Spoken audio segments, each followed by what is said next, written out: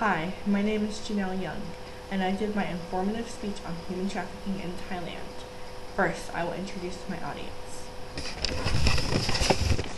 This is my friend Sierra Bell.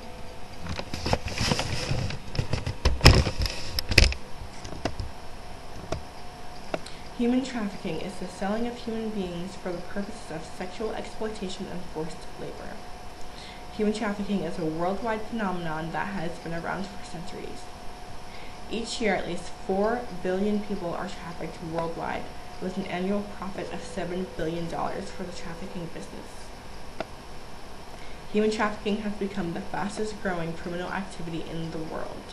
Experts say that in the next 10 years, it will surpass the drugs and arms recruitment services. Human trafficking takes on a different face in every country around the world. This speech will focus on human trafficking in Thailand.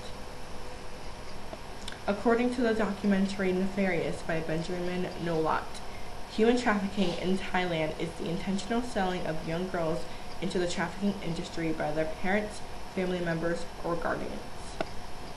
The cultural aspects of human trafficking in Thailand are much different than that of the United States. In Thailand, children have a certain obligation to financially provide for their parents once they reach a certain age. The parents who willingly give their children over to the trafficking business do not see it as a burden to their family. The children are simply finding a means to honor their family. This mindset is much different than that of a Western culture. In the United States, a parent could not willingly sell their child into slavery and be okay with it. We now know that human trafficking in Thailand benefits the families of the individuals sold, but what effect does it have on the Thai government? There is an underlying issue with human trafficking in Thailand. The unemployment rate for a male in Thailand is 4.5% on average.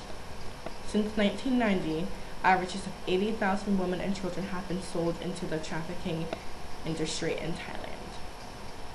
The human trafficking industry in Thailand accounts for 60% of the country's annual revenue.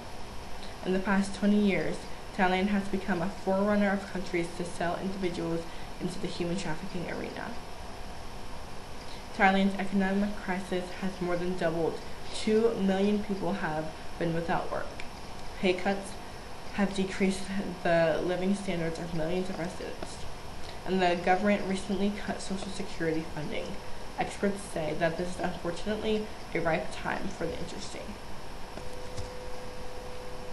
We now know that what effects human trafficking have on the Thai government. What effect does human trafficking in Thailand have on us in the United States? Human trafficking impedes national and economic growth because freedom of choice and economic gain are at the heart of productivity. Human trafficking, according to Elizabeth Wheaton, is a monopolistic competitive industry in which traffickers act as intermediaries between vulnerable individuals and employers by supplying differentiated products to employers. Human traffickers take advantage of the economy when selling victims into the business. Human trafficking not only affects the economy in Thailand or the United States, but affects the economy of the world. In conclusion, human trafficking is playing a corrupt game, not a game with just money, not a game with the lives, but a game with the lives of human beings. Who is to stop these victims from selling young girls into the human trafficking industry?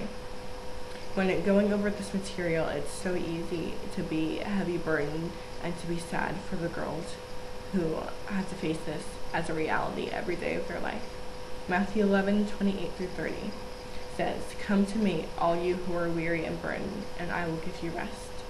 Take my yoke upon you and learn from me, for I am gentle and humble in heart, and you will find rest for your souls, for my yoke is easy and my burden is light." Jesus teaches us that instead of being stressed out about our situations, that we are to bring them to the Father, and He will heal our situations. Thank you and goodbye.